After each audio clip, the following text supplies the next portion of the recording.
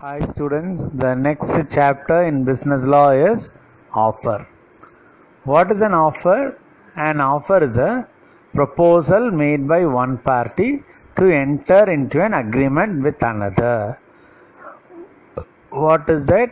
It is nothing but a proposal which is made by one party to enter into an agreement with another. It is also called as a proposal. Offer is also called as a proposal. Next, definition. Definition, it is given in section 2 subsection A of Indian Contract Act 1872. Offer means when one person signifies to another his willingness to do a particular act with a view to obtain the assent of that other to such act, it is called as offer. It is called as offer. That is when one person, if a person signifies to another, says to another his willingness to do a particular act. One person says to another that he is willing to do a particular act with a view to obtain the assent of that other. One person is saying to another his willingness to do a particular act, and for that he is going to get the consent from that other, then it is called as an offer. Next one is promise. It is given in section 2B of the Indian Contract Act. A proposal when accepted becomes a promise. Thus an accepted offer is a promise. An offer, if it is accepted, then it will become a contract or it is a promise. The next one is the parties involved in offer. There are two parties involved in offer. One is the offerer. The second one is the offeree. Offerer is a person to whom an offer was made. Offeree, a person to whom the offer was made. The next one is the parties involved in the offer. There are two parties involved in offer. One is the offerer and second one is the offeree. Offerer is a person who makes an offer. He is also called as the promiser. Next, offeree, the person to whom the offer was made, he is the promisee. He is also called as promisee. The next one is the types of offer. There are various types of offer. Number one is express offer. Express offer is an offer which is made by the words expressly spoken or written. Then it is called as an express offer. Next, implied offer. Implied offer, it is not made by the words spoken or written. Next, third one is specific offer. Specific offer is offer which is made to a particular group of persons. This offer can be accepted only by that group. For example, if an offer is made to a particular person or a particular group of person, then that particular group alone can accept that offer. Next one is general offer. It is an offer made to the world at large. It is like an advertisement. Anyone can accept the general offer. Next one is cross offer. Cross offer is two parties making identical offers to each other without knowing the other party is going to offer the same thing at the same time. That is, two parties are making an offer for the same matter. Then it is called as a cross offer. Example, A offered to sell his house to B, and if at the same time B asked A whether he is ready to sell his house, then for the same matter two persons are offering, that is called as cross offer. Next one is counter offer. An offer accepted with some modification in the terms of the first offer or with some conditions, or it is a conditional offer, then it is called as a counter offer. That is, A is ready to sell his house for rupees 10 lakhs to B, and B is ready to buy the house if it is sold for 8 lakhs. Then it is called as a counter offer. So this is regarding types of offer. Next important aspect in offer is essentials of valid offer. It can be also called as legal rules as to offer, characteristics or salient features of offer, or salient features or characteristics of a proposal. What are the essentials of a valid offer? Number one is clear and certain. The terms of the offer must be very clear, easily understandable, and it must be certain. That is clear and certain. Next one is legal relationship. The offer must create legal relationship between the parties. The parties must have the intention to create legal relationship.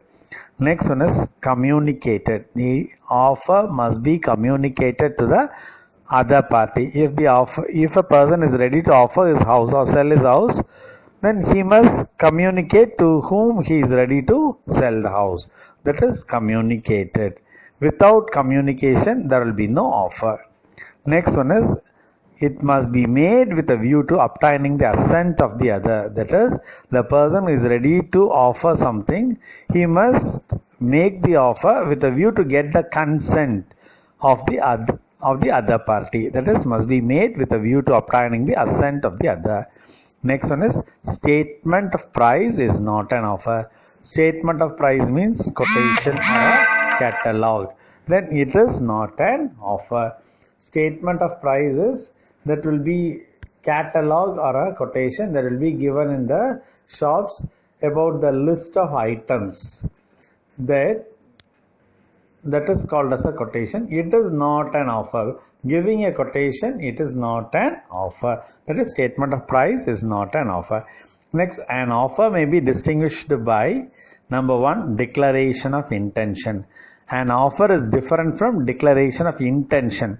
Declaration of intention is nothing but that you are having in your mind something that you are going to do in your future. That is that you are saying now. That is called as declaration of intention. That I am going to do this in my future. That is called as declaration of intention.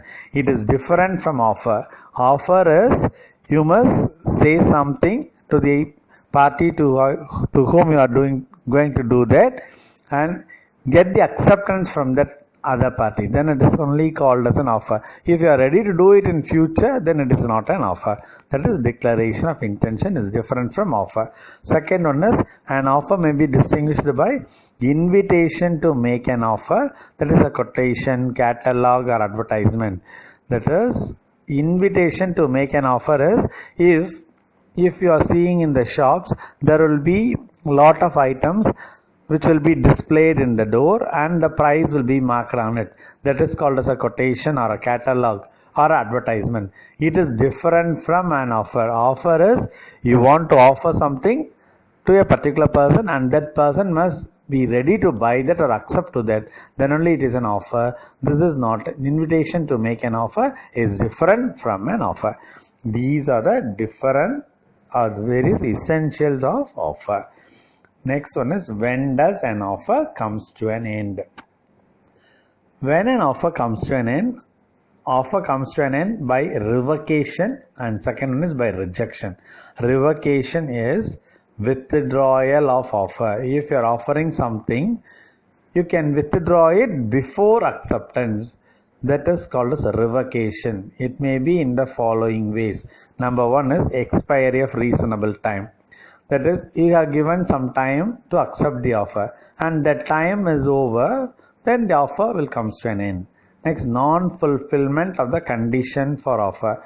If you have placed some conditions to accept the offer and the other party has not fulfilled the conditions, then it is offer comes to an end. Next, death or insanity of the parties. If any one of the party dies, then the offer will be revocated. Then insolvency of the parties. Insolvency of the parties means if the party has become insolvent. Insolvent means his assets are very less or his liabilities exceeds the asset. If he is having too much of credit or he is having too much loan, he is not able to pay his loans or liabilities, then he is called as an insolvent. If a party is declared as an insolvent, then the offer comes to an end. Then counter offer was made. If a party to whom an offer was made, he must accept to that as it is. If he is asking or bargaining for something for some lesser price, it is called as a counter offer. And if a counter offer was made, then the first offer comes to an end. Next, not accepted in the prescribed mode. If the offerer has given some mode to accept, that you want, if you are saying your consent, you must say through a phone. If he is saying, that is a prescribed mode. And if you are not saying through phone, then it is not accepted mode. Then the offer comes to an end. Then when the law was changed, if the rules and regulations were changed, then the offer comes to an end. This is regarding revocation of offer or withdrawal of offer. Next one is rejection of offer. It is the cancellation of offer by the express words spoken or written. Then it is called as rejection of offer. If the offer was cancelled, then it is rejection of offer. Then the offer comes to an end. This is regarding when does an offer comes to an end. The important questions in this chapter is define offer, explain the essentials. Next one is when does an offer comes to an end. This is regarding this chapter offer. If you are interested in my videos, you can share my videos, give your likes, give your comments, and you can subscribe to my channel by pressing the bell icon. Thank you.